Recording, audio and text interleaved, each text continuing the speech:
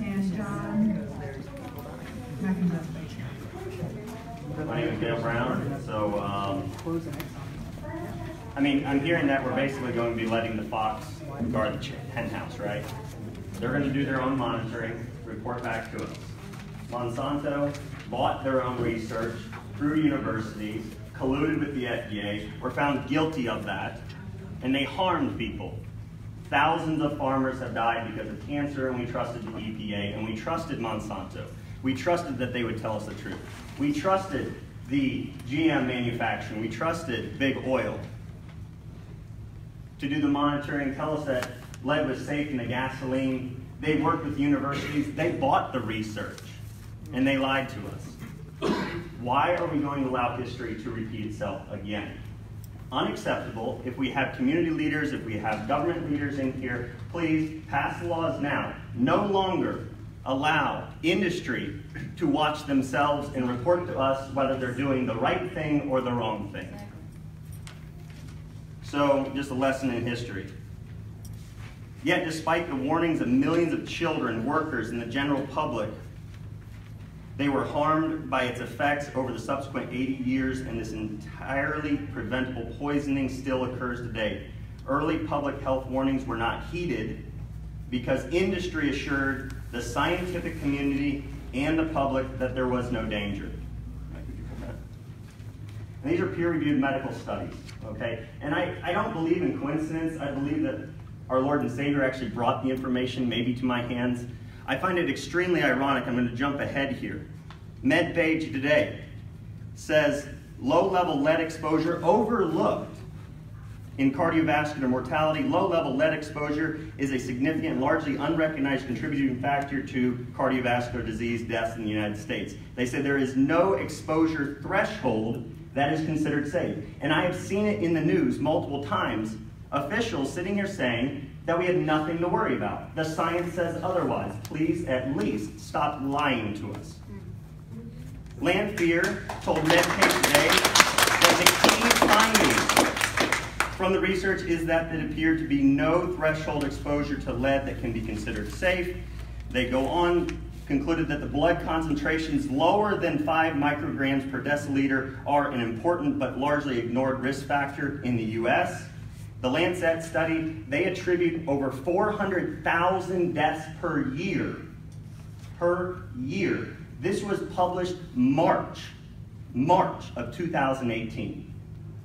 I don't think that's a coincidence. 400,000 deaths attributed to lead every year at lower doses than what the CDC even said was safe. And if you visit the CDC website, it says no safe lead levels in children has been identified.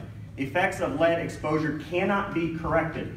I beg to differ because there's really cool research out there that shows that garlic can actually reverse some of the physiological detrimental effects from garlic, but the medications the medical community currently gives do not, and they've done studies on that.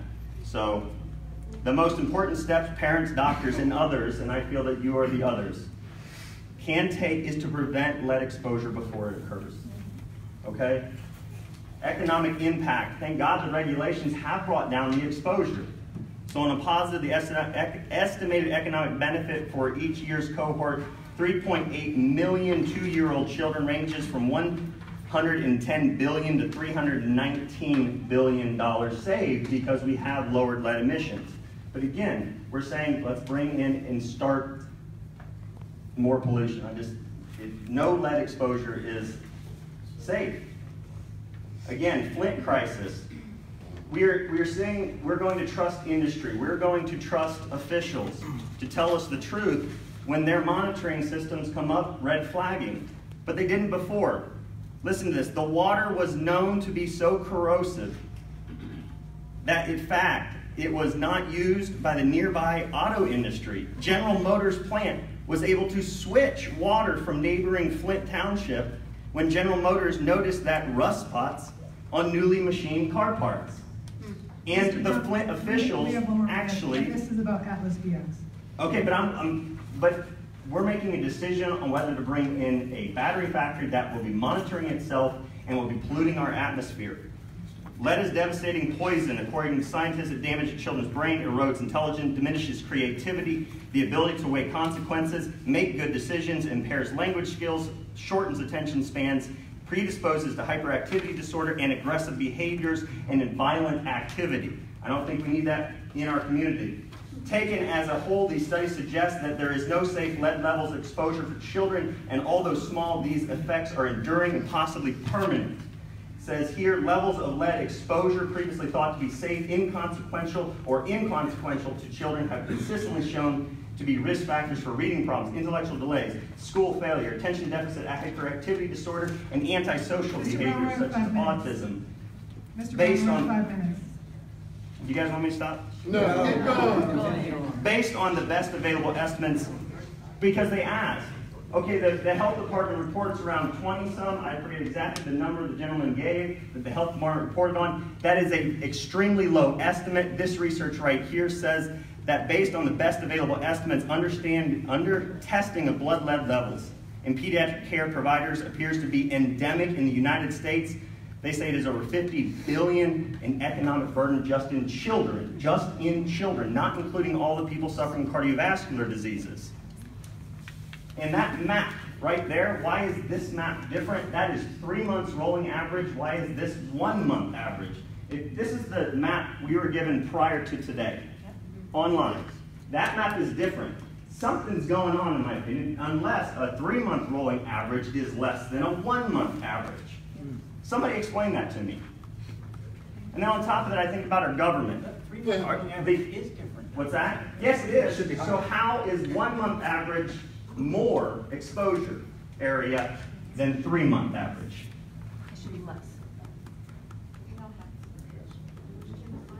I guess I'm not good at math, but I believe that 3 is more than 1. And if this is larger than that, something is inaccurate. And if you're already inaccurate, how are we going to test you or trust you when you come out with the actual battery plant when you can lose money and people can sue you? What I feel everybody should start doing in their communities is start testing your blood levels now.